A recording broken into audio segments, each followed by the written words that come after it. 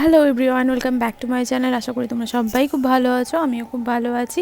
আজকে তোমাদের সাথে আমি শেয়ার করব চিকেন হারিয়ালি টিক্কা রেসিপি। এটা তোমরা উইদাউট ওভেন করতে পারবে অ্যান্ড আলাদা করে তন্দুর করার মানে তন্দুরের তোমাদের প্রয়োজন পড়বে না। একদম বাড়িতে তোমরা ঘরোয়া পদ্ধতিতে করতে পারবে। তো রেসিপিটা খুবই সহজভাবে আমি স্টেপ বাই স্টেপ দেখিয়েছি।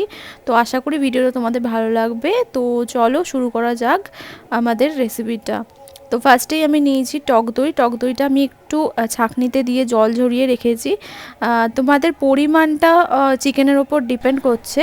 তো টক দই এখানে মোটামুটি নিয়েছি আমি 1 কাপ। তার সাথে নিয়েছি ধনে পাতা, আর তার সাথে দিয়েছি কাঁচা লঙ্কা 4টে। ঝালটা এই কাবাবে খুব বেশি হয় না, তবে তোমরা যদি ঝাল ঝাল পছন্দ করো সেটা তখন তোমরা দিতে পারো ঝালটা, বাট আমি কমই দিয়েছি।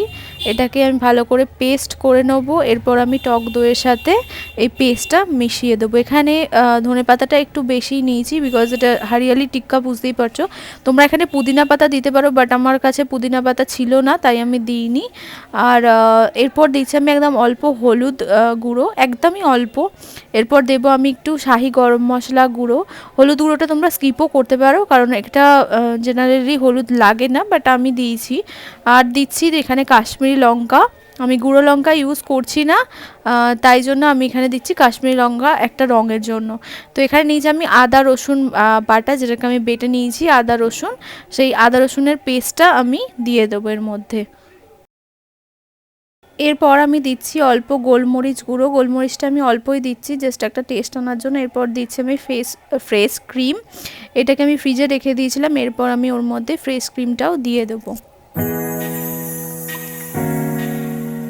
এরপরে আমি এগুলোকে মশলাগুলোকে খুব ভালোভাবে মিক্স করে নেবো। আমি নুন দিচ্ছি না, যেহেতু এটা ম্যারিনেট করা থাকবে, নুন দিলে অনেক জল বেরোবে, তো ওই জন্য দিচ্ছি না। এর মধ্যে দিয়েছি আমি অল্প সর্ষের তেল।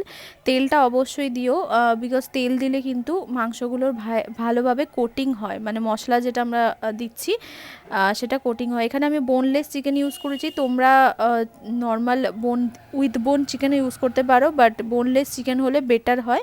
তো এরপর আমি ভালোভাবে এটাকে মিক্স করে নেবো, যাতে পুরো মাংসটা এই মশলাটার সাথে পুরো একদম মিক্স হয়ে যায়। তো যাতে খুব ভালোভাবে মিক্স হয়, তার জন্য একটু টাইম নিয়ে ভালোভাবে মিক্স করতে হবে। এরপর আমি সারা রাত এটাকে ম্যারিনেট করব।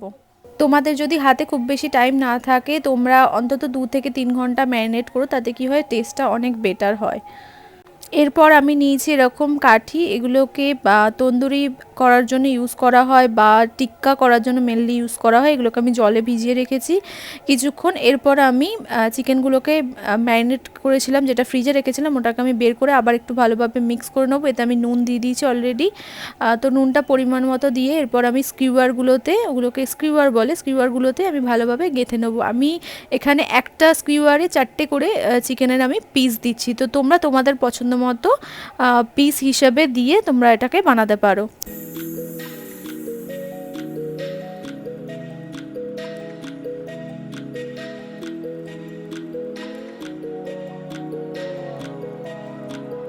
এরকমভাবে আমি স্কিউয়ারে করে নিয়েছি সব কটা মাংসকে, দেখতেই পাচ্ছ। এরপর আমি একটা ননস্টিকের কড়া নিয়েছি। তোমরা চাইলে তাওয়াতেও এটা করতে পারো, বাট আমি চাপা দেবো সেই হিসাব করে আমি একটু ঢোকানো মতন কড়া নিয়েছি। এরপর আমি একদম অল্প তেল এটাতে ছড়িয়ে দেবো, কারণ টিক্কাগুলোকে আমাকে সেঁকতে হবে।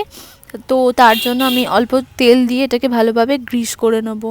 তেলটা ভালোভাবে গরম হয়ে গেলে আমি একটা স্কিউয়ারগুলোকে কড়াতে আমি দিয়ে দেবো। আর এখানে মোটামুটি যে সাইজের আমি ইউজ করেছি প্যানটা, তার জন্য 4টে আমি একসাথে করতে পারছিলাম, তো 4টে করে দিয়ে দেবো।